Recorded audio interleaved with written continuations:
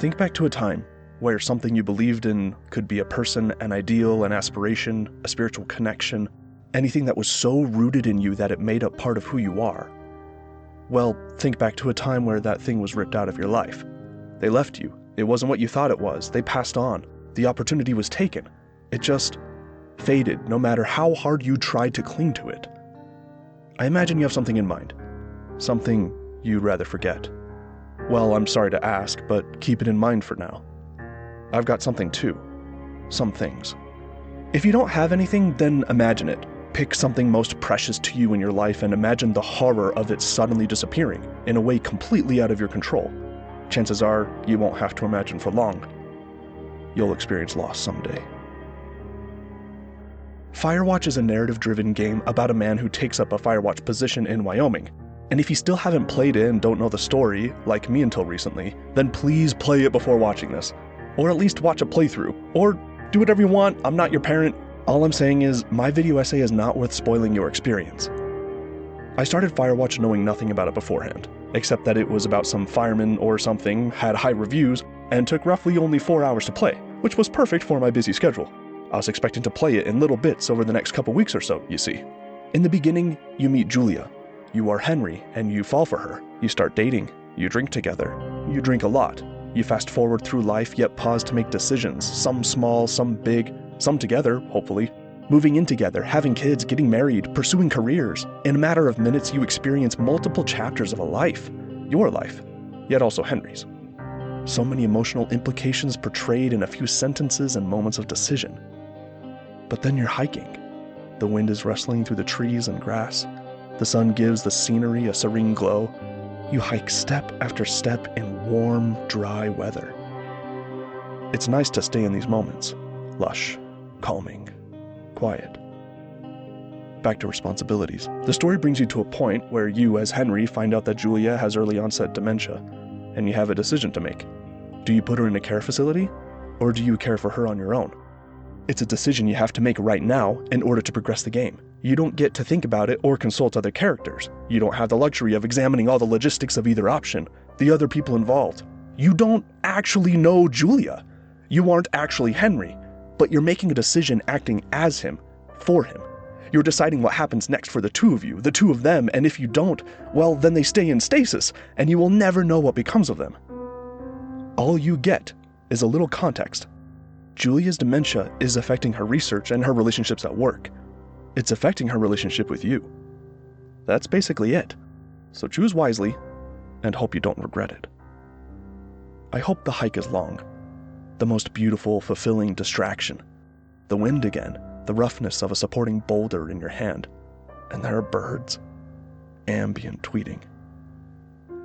This prologue sequence was powerful for me because I'm in the same general chapter of life that Henry is. Married, having kids, figuring out the next steps for our careers, worried about health issues we didn't anticipate. Hell, even my wife is a researcher who loves to draw. It didn't take that many steps to see just how much I could stretch my feet to fit Henry's shoes.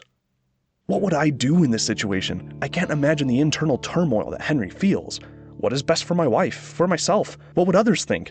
No matter what I choose, I'm the bad guy. If I put Julia into a care facility, would I be seen as abandoning my wife? But if I try to care for her myself, would I even be able to? What if she gets worse under my watch? What would happen to her? Would I be seen as incapable? Would we be a burden to our families and friends? Would they resent us for it? Would Julia even recognize what I do for her? Would I be her hero? Or her warden?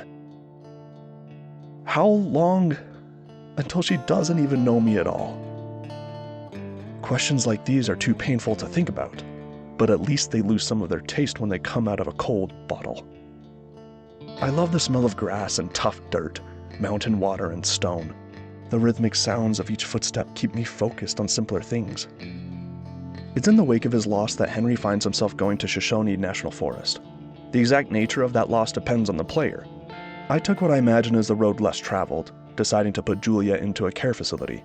I reckoned that if I need to work to provide for my wife anyway, then leaving her alone every day with what she's going through wouldn't be the smartest idea.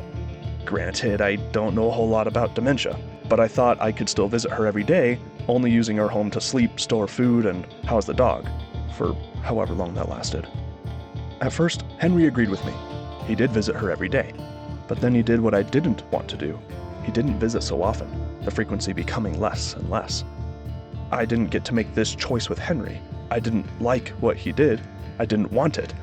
But this is so easy for me to say because I've never actually been in Henry's shoes. I've only ever had my own grief.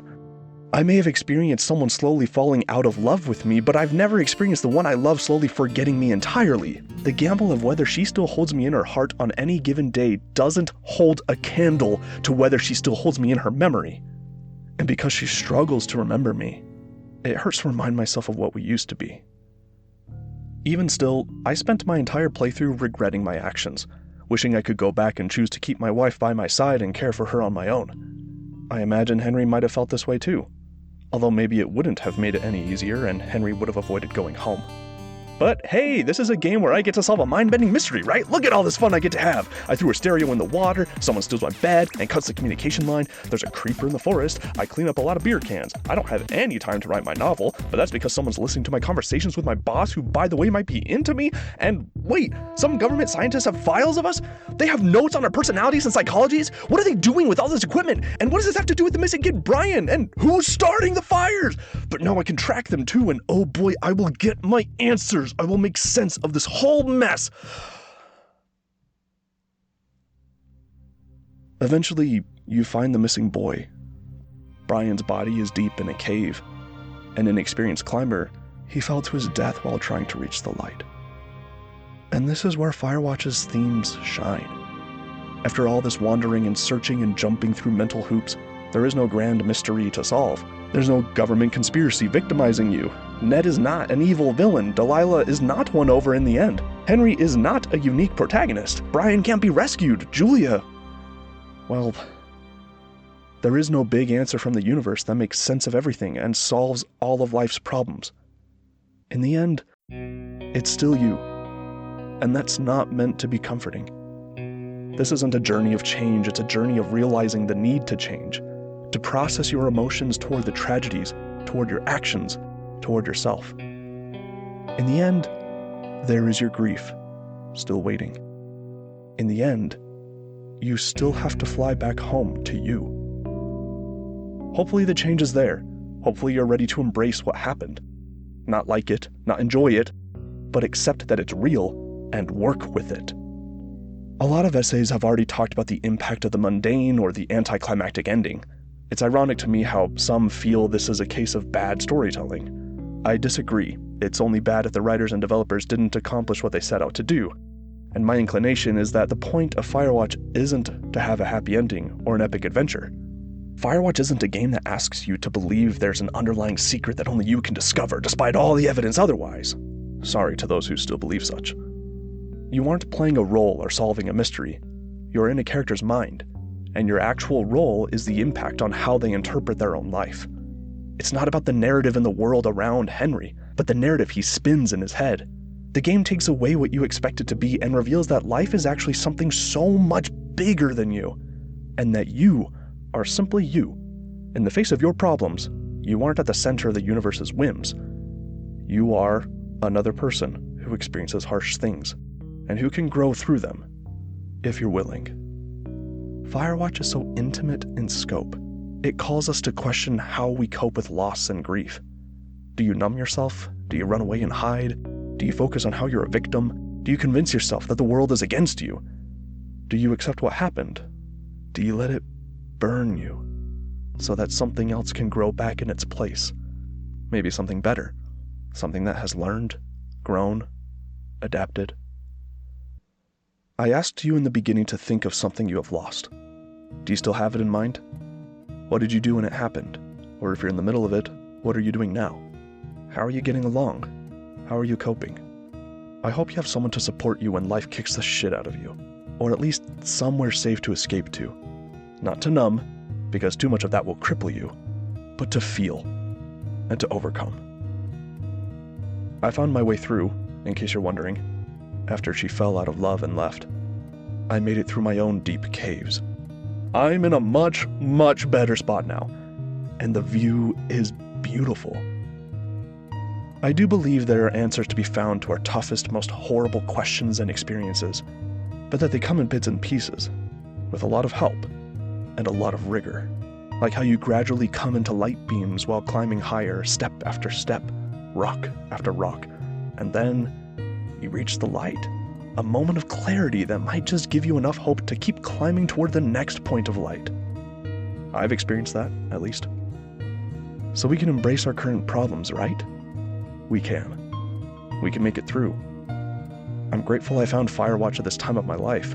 I was playing this game to avoid responsibility, and sure, to have fun and enjoy a break and appreciate a new piece of art, but also to forget for a while, to go hiking in a faraway forest. But it's time to fly back